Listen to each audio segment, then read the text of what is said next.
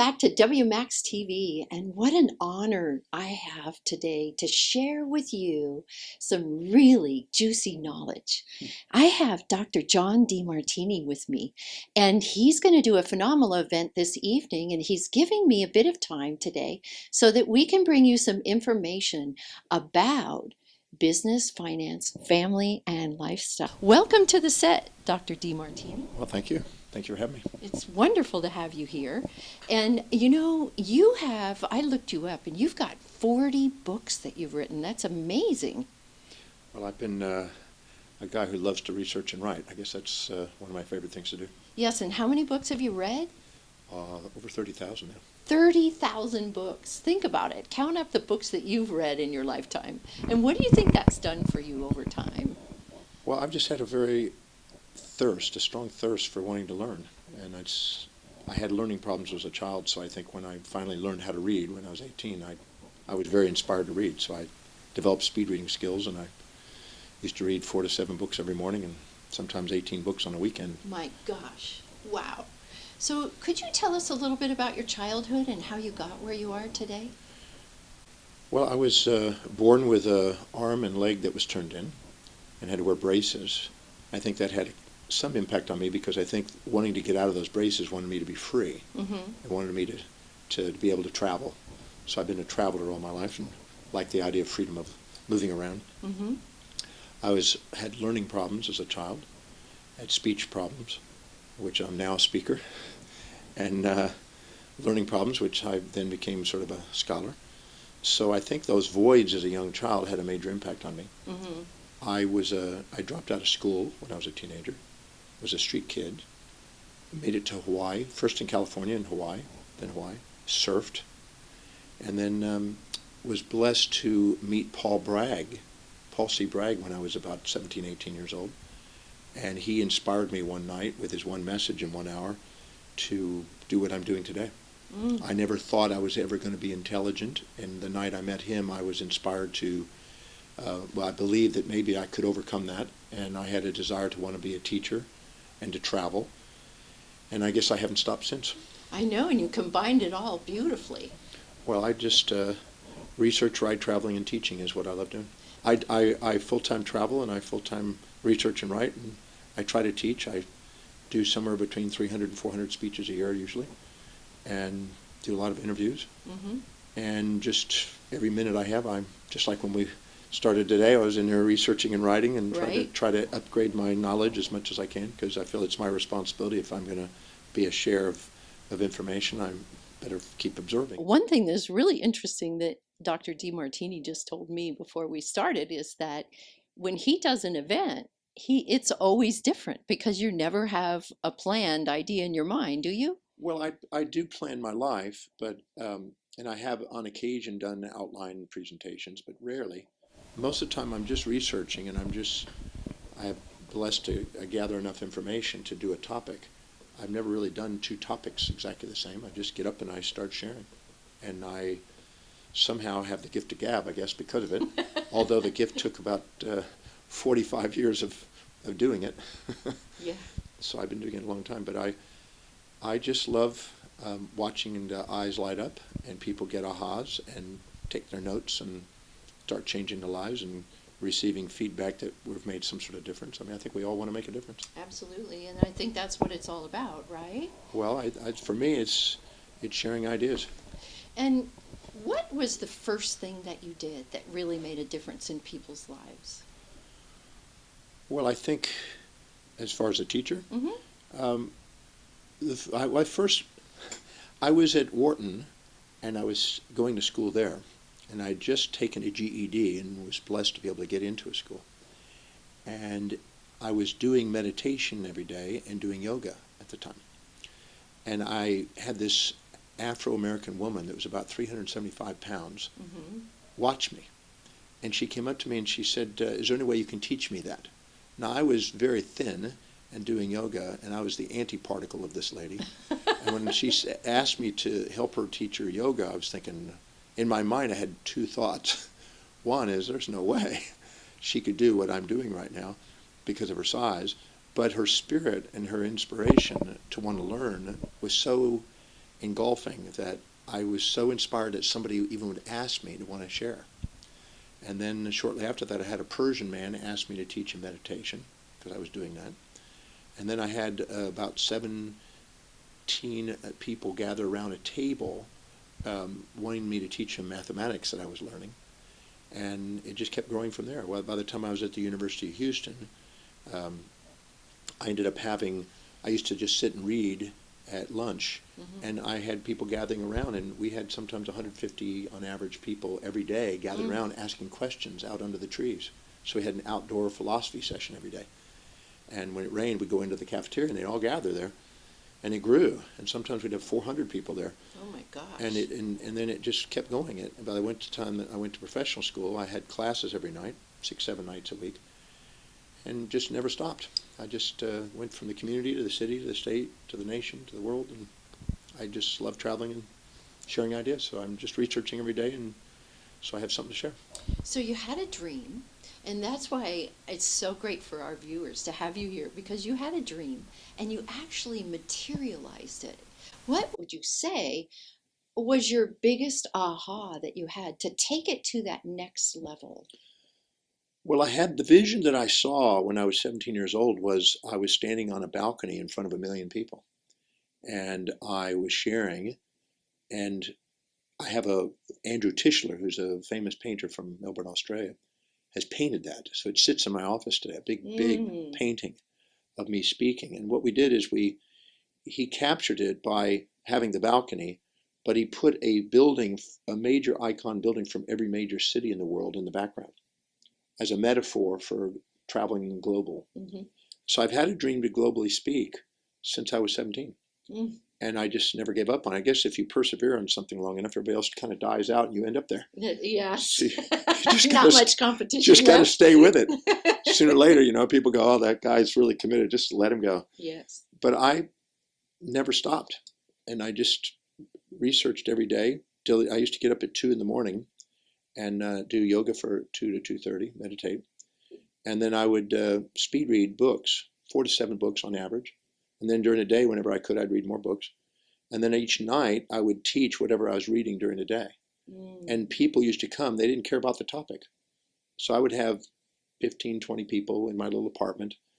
And they'd pay me $20. And I'd make about $365 or something like that a day, which helped me go through professional school and helped me pay for all the books I was buying. And I just kept doing that. And then on weekends, I would do that, or during the day, I'd do another one during the day. And I paid my way through school that way, and I never stopped that routine. And I still do that routine today. I still read every day, and I keep sharing every day. And if I'm not traveling, I'm pretty well sharing. And how do you share now? Because I know you're traveling so much. I know they can't come to your apartment anymore. No,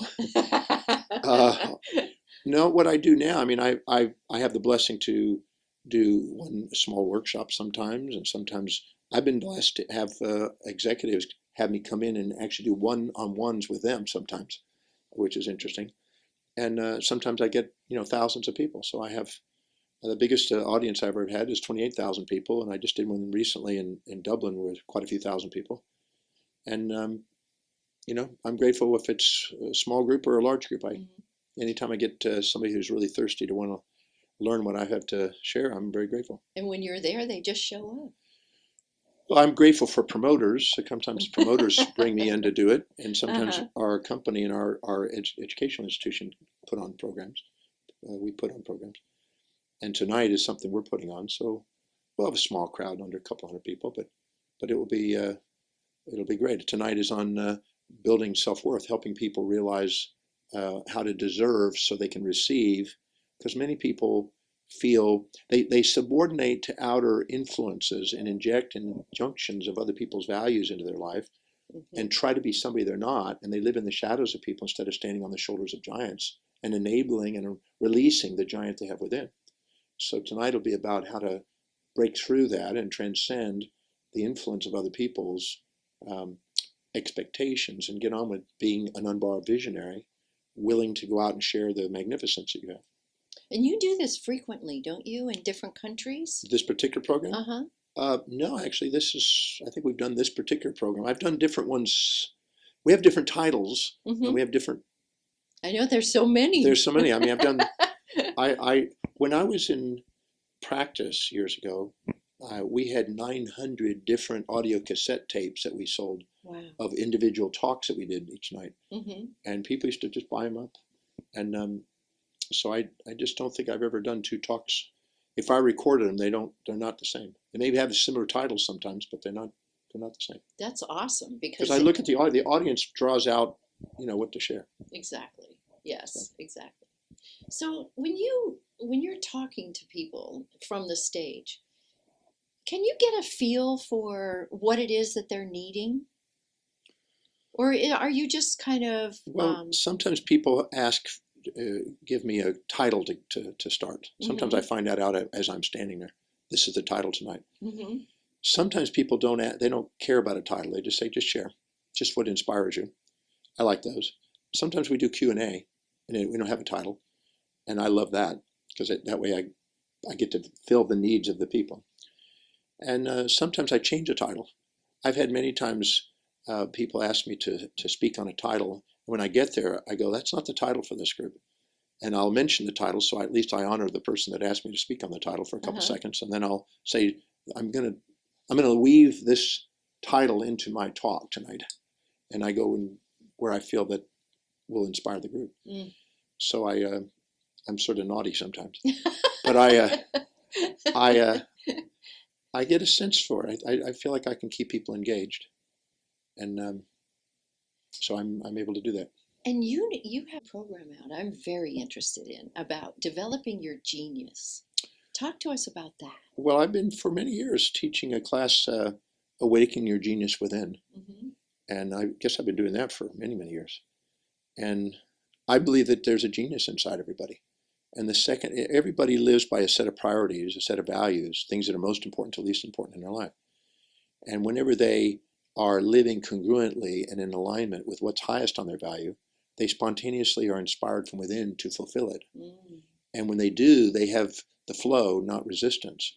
And they tend to build momentum and expand their space and time horizons, give rise to creative thinking, endure whatever opportunities and challenges that they face, and they become innovative and creative and wake up their genius. Genius is pursuing challenges that inspire you and conquering them for the sake of serving people. Mm-hmm. So I think that we all have that, and I help people in the course identify what's really valuable to them, and help them honor and give themselves permission to go after that which is really inspiring to them.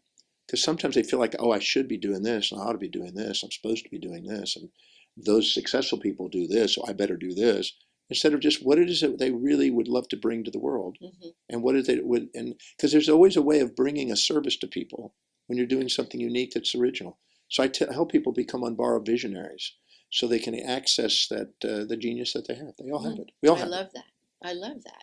And I think a lot of it is trying to figure out and define exactly what that is. I have so many people that come to me and they'll say, well, and a lot of them in the spiritual realm, that they should be helping people with whatever it is, but then they can't quite get it off the ground. Well, sometimes they scatter themselves because of the injunctions of so many other people trying to please people. Mm-hmm. The difference trying to please people and actually serve people. And there's a difference. So I developed a methodology.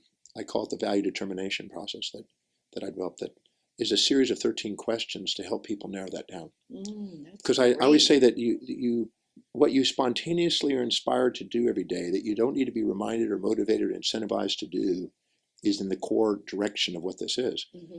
And so I look at how people fill their space, how they spend their time, what energizes them, what they spend their money on, where they most organized, where they most disciplined, what is it they think about, visualize, and talk to themselves about most, about how they want their life that's showing evidence of coming true, Mm-hmm. what do they converse with other people about most, what inspires them, what are the most consistent, persistent goals that they keep going that are coming true, and what is it they can't wait to get up and read and learn and study about.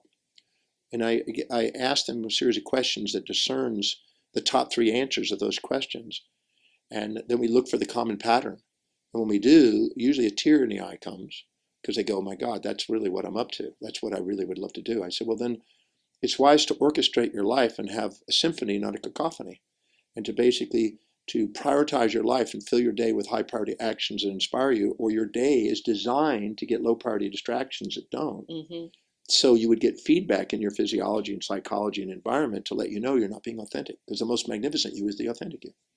And I agree 100% because the authenticity is so important when it comes to talking to anybody, is to just be real, just be themselves. Well, if we meet somebody that we look up to and minimize ourselves, we'll inject their values into our life and cloud the clarity of our own mission. If we meet people that we look down on and we tend to project onto them, we'll intend for them to try to live in our mission. Both of those are futile, and both of those are distracting. But if we realize that the seer, the seeing, and the seen is the same, and that not to put people on pedestals or pits, but to put them in our hearts, Mm-hmm. we liberate ourselves by our own equanimity and the equity we have between them and ourselves. So we then are allowed to be ourselves, and then we get to share a sustainable service to other people to return an investment of economics back to us. And I think you just made a really great point about coming from your heart. That's what I teach too. And people are so here, even when they interact and they talk to each other, they're not in that heart space. And I'm trying so hard to get them to think differently. Well, as long as there's a judgment, they close the heart. Mm-hmm. So any imbalanced perspective robs them of equanimity. And the second they have equanimity, the heart opens. And the heart, the wisdom of the heart, the inspired guidance is profound. Mm-hmm. Right, I agree. I couldn't agree more. And I think that it's so important that we really focus on who we are from that perspective. Well, I said in the movie The Secret many years ago that when the voice and the vision on the inside is louder and more profound than all opinions on the outside, you begin to master your life. Mm-hmm. I think many people have not yet transcended. It was Kohlberg, the psychologist, who said that most people are trying to avoid pain and seek pleasure. They're living with instinct and impulse like an animal. Mm-hmm. And then other people are subordinating to individual authorities like mothers, fathers, or preachers or teachers. Yes. And then the next scale of people are basically subordinating to collective authorities of groups, communities, cities, state, nation, or even world. And then there's a few that transcend all of that. And they give themselves permission to stick their head out as the tall poppy and go out and create unborrowed visions and really, truly innovative, inspired genius contributions. And then they get ridiculed at first and maybe violently opposed, and eventually they become self-evident, a new paradigm is born. And then they make the greatest difference, being the most authentic them. Mm-hmm. And you know, I talk all the time about failures only, and failures and mistakes not really being failures and mistakes. Now, They're just feedbacks. learning They're on experiences. the way, not in the way. Right. The only time I say that you think you've made a mistake is when you've injected somebody else's values into your own and judge your actions relative to theirs. Because you made the decision based on your own values and you just did not honor them. Mm-hmm. And the moment you do, then you self-depreciate as a feedback to let you know you're not being authentic. Or you maybe just didn't know at that time the way it should be. Well, the should is not even what you made is the magnificence. Yes. You made it with the data that you perceived. Right. And that is the learning process that was necessary. Boy, that's beautiful. That's really beautiful. Now, when it comes to relationships, what do you feel is the most important heartfelt process in relationships? Because people get into relationships and out of them all the time, and then they run around and talk about everybody else. And what are your thoughts on that? Well, I think that every human being, because they live by their hierarchy of values, the highest value is what their life revolves around. Uh-huh. That's their identity. And they want to be loved and appreciated for who they are, Mm-hmm. whatever that is. Mm-hmm.